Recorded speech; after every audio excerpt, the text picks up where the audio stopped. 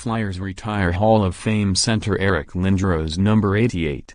Philadelphia, App. Nearly 17 years after a bitter breakup, the Philadelphia Flyers retired Eric Lindros' jersey on Thursday night in a stirring tribute to the Hall of Fame center.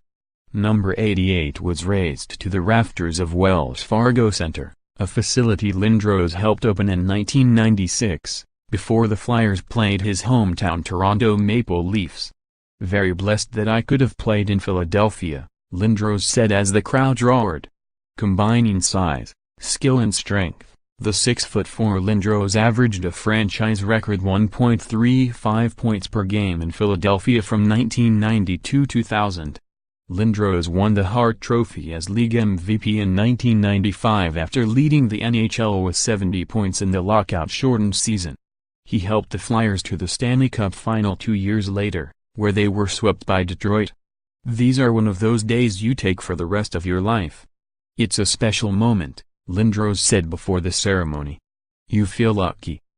In an elaborate 23-minute, on-ice tribute that included video highlights on a giant four-sided projector and gifts, Lindros was surrounded by trophies he won with a lighted, orange No. 88 serving as a backdrop.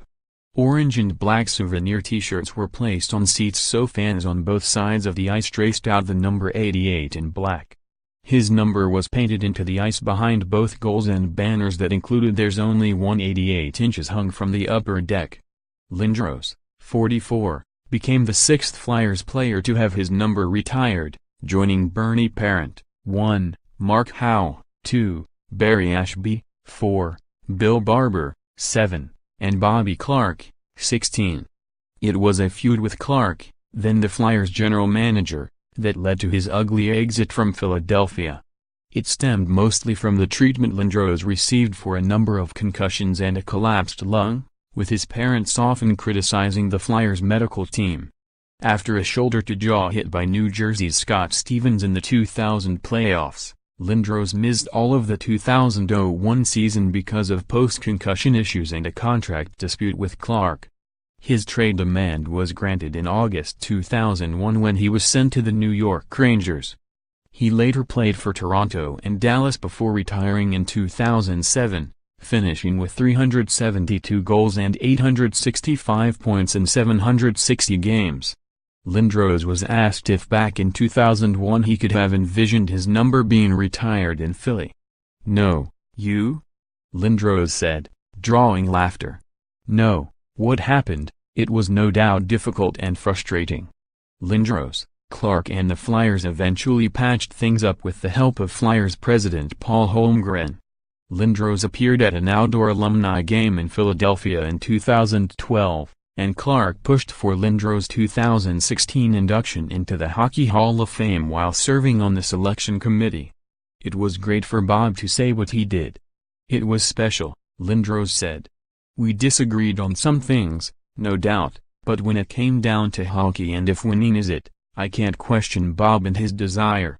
Lindros skated on the Wells Fargo Center ice in the early afternoon with his wife and 3-year-old son, the oldest of their 3 children.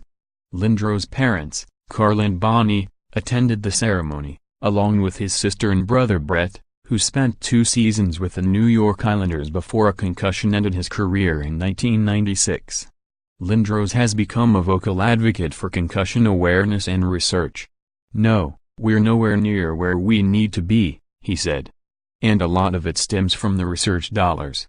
Clarke attended the ceremony along with Legion of Boom linemates John LeClaire and Mikhail Renberg and other teammates. "You're back where you belong," Holmgren told Lindros, "and this time it's forever." The Flyers acquired the London, Ontario, native in a blockbuster trade with Quebec in 1992 that included Peter Forsberg and Ron Hextall, the current Flyers GM. The first and only Philadelphia player to wear number 88. The Biggie made his NHL debut at age 19 and became the franchise's youngest captain 2 years later. A dynamic player in the game, Maple Leafs coach Mike Babcock said. "It's very special. Through all of the things he went through in Philly, they're going to honor him and they should."